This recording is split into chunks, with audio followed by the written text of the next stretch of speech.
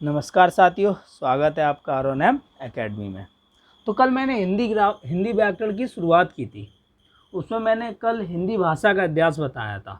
आज मैं आप लोगों को बताऊंगा हिंदी साहित्य का इतिहास। देखो, हिंदी साहित्य का इतिहास अगर हम देखें तो आचार्य रामचंद्र शुक्ल जी थे।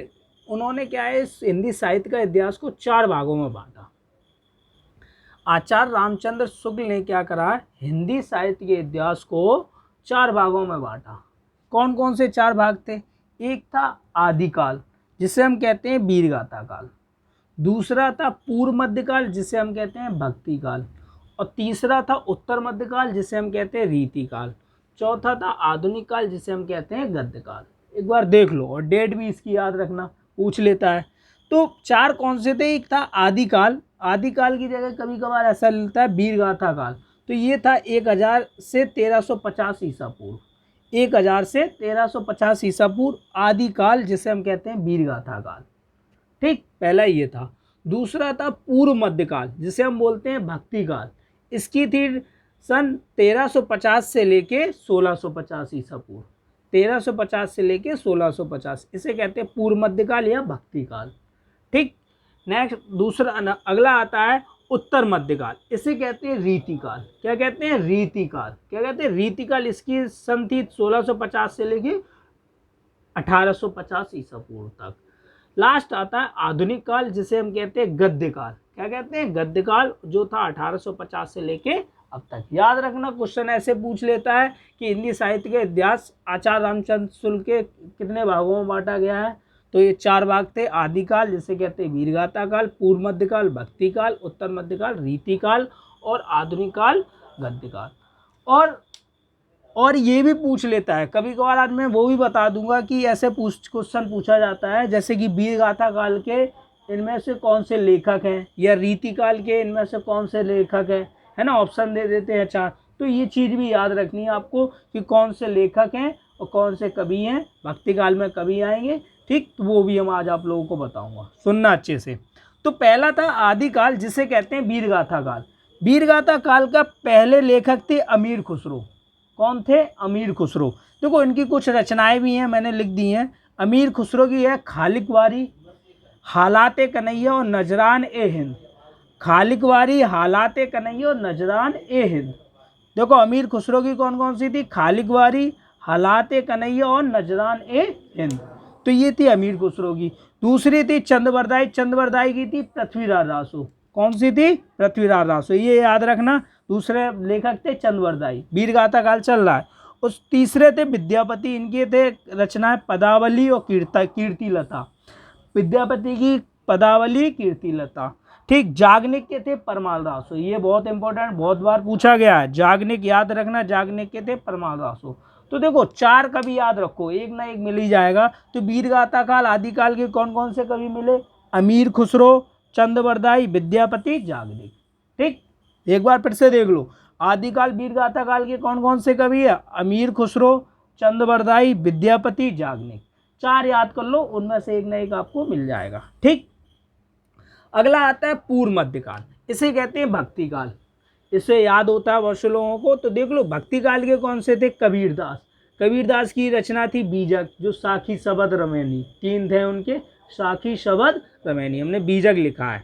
ठीक है। नेक्स्ट आता है अगला है तुलसीदास। तुलसीदास की याद रखना, तुलसीदास बहुत पूछा जाता है, इनकी रचनाएं भी याद रखना। तुलसीदास की कप्तावली, गीतावली, रामचरितमानस, और भी हैं, वो हम बनाएंगे रचना का, बोला गया। तो जो हैं वो हम बता दिए। तो कबीरदास, फिर दूसरा आते तुलसीदास। तुलसीदास की कप्तावली, गीतावली, रामचरितमानस। अगली है बिहारी लाल। बिहारी लाल है बिहारी सतसई। इनकी रचना कौन सी है? बिहारी सतसई। फिर लास्ट आता है मलिक मोहम्मद जायसी। इनकी याद रखना पद्मावत। ये पूछा जाता है सबसे ज़्यादा, अभी पद्मावती पे ज़्यादा विवाद चला, तो ये शायद पूछ ले टेट सीटेट एग्जामों में, और भी कॉम्पिटेटिव एग्जाम है जैसे आर.ओ. तो मलिक मोहम्मद जैसी का पद्मावत। तो भक्ति काल पूर्व मध्यकाल का कौन कौन से हैं? कबीरदास, तुलसीदास, बिहारी लाल, मलिक मोहम्मद जैसी। एक बार फिर से देख लो, पूर्व मध्यकाल के कौन है? कबीरदास, तुलसीदास, बिहारी लाल और मलिक मोहम्मद जैसी। अगला आता है उत्तर मध्यकाल। उत्तर मध्यकाल को कहते हैं रीतिकाल। रीतिकाल के देखो कवि पहले है भूषण। भूषण की रचना है शिवराज भूषण, छत्रसाल दशक। शिवराज भूषण और छत्रसाल दशक भूषण की रचनाएं। अगले लेखक है मतीराम के रसराज, क्या है रसराज। फिर अगला है केशव दास का ये याद रखना है कवि प्रिया, ये बहुत पूछा जाता है कवि प्रिया, ये कौन सा काल, रीति काल के, केशव दास। फिर आता है चिंतामणि का पिघल और रसविलास, चिंतामणि रचना है पिघल और रसविलास। तो उत्तर मध्यकाल रीतिकाल की कौन कौन से लेखक हैं याद रखना, भूषण, मतीराम, केशवदास, चिंतामणि। ठीक, भूषण, मतीराम, केशवदास, चिंतामणि। तो ये हो गए उत्तर मध्यकाल के। ठीक, अगला आता है आधुनिक काल, इसे कहते हैं गद्यकाल। गद्यकाल की याद रखना रामधारी सिंह दिनकर, इनकी रचना है हुंकार और रेती का फूल, और भी हैं धर्मवीर भारती। अगले लेखक आते हैं धर्मवीर भारती की रचना है गुनाहों का देवता, स्वर्ग और पृथ्वी, फिर अगला आता है सुमित्रा नंदन पंत के चिदम्बरा, कला और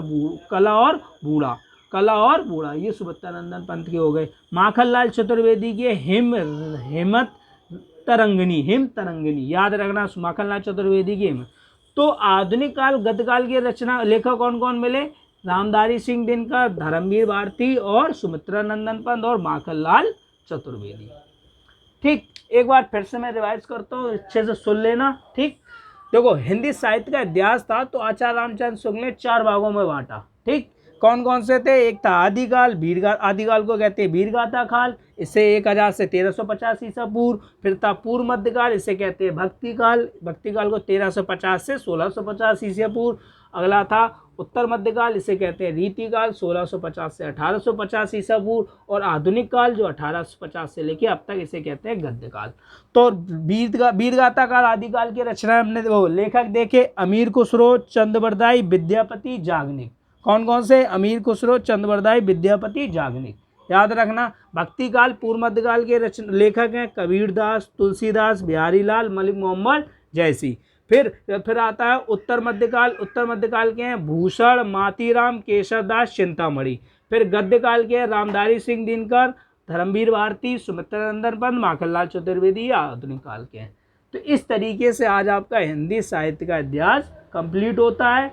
और इसमें जो चीज़ आपको समझ में नहीं आती है वो मुझे कमेंट के द्वारा बता देना, ठीक है। और जो चीज़ समझ में नहीं आती है इसे 1-2 बार देखना, ठीक। और जो भी प्रॉब्लम हो वो मुझे कमेंट के द्वारा बता देना। और आपको वीडियो कैसा लगा लाइक करें और सब्सक्राइब करें, ठीक है। धन्यवाद।